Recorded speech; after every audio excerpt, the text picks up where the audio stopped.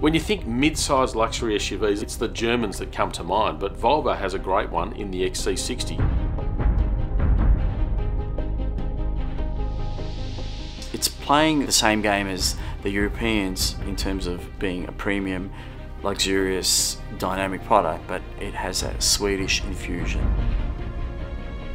It's not trying to be a dynamic thrusting sporty SUV like you'd get from BMW, Audi or Mercedes, for instance.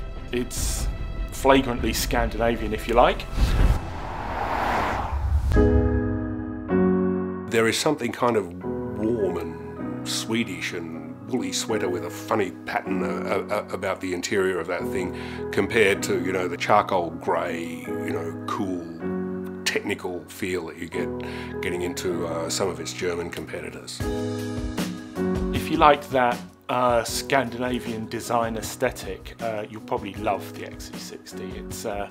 It's got these pale wood infills on some of the trim levels and a vertical screen that's pretty easy to get to grips with. I reckon the seats in this XC60 are about as comfortable as we've got in the entire field. They're fantastic. Not only in the front seat, where you've got a choice of two different basic designs, but also in the rear.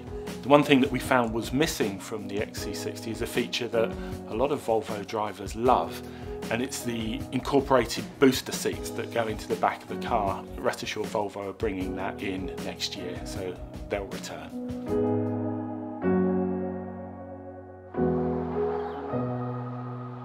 Every model that I had driven, I'd written the same thing in different variations.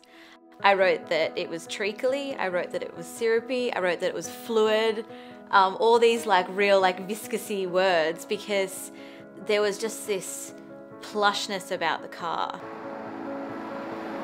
It's a really easy car to place. Like it doesn't have a whole lot of steering feel, but it's really accurate. You're in a car that weighs more than 1.8 tons, but you don't necessarily feel like you're in a car that weighs that much. It's really involving. It's a Volvo and an SUV that if you had to take the missus to the winery for lunch, instead of bombing straight down the freeway, you would find the windy bit of road and you'd take the windy bit of road. The body roll was not too much, but it was enough. The design inside is really luxurious. Everything just worked together so beautifully. It was just such a joy to drive.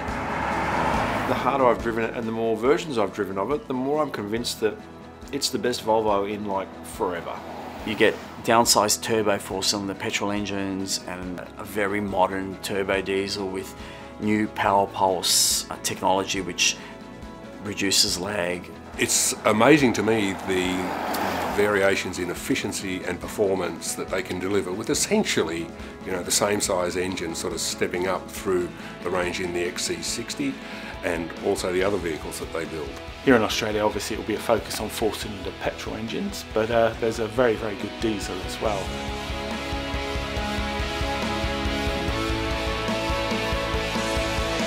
I'm a bit of a tech head, all right, I admit it, and I really like the T8 because it can deliver really excellent efficiency, but it's also, let's not forget, the most high-performance version of this vehicle that you can buy.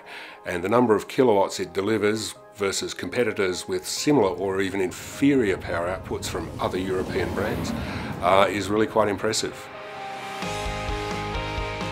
There's no doubt in my mind that the Volvo XC60 is the most innovative car that we have in Car of the Year this year. And it's not just to do with its drivetrains and their fuel efficiency at the top end, it's to do with the steps that they've taken with active safety and driver assist. It's got some really interesting active safety stuff, not only looking forward, but also having a look at what's behind. It advances the game in terms of vehicle safety for that class.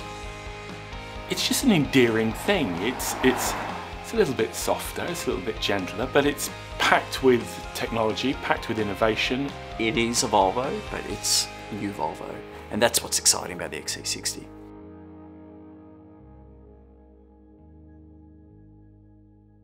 When Audi decided that they would go about developing a method to cut turbo lag, it was hugely complex and very clever.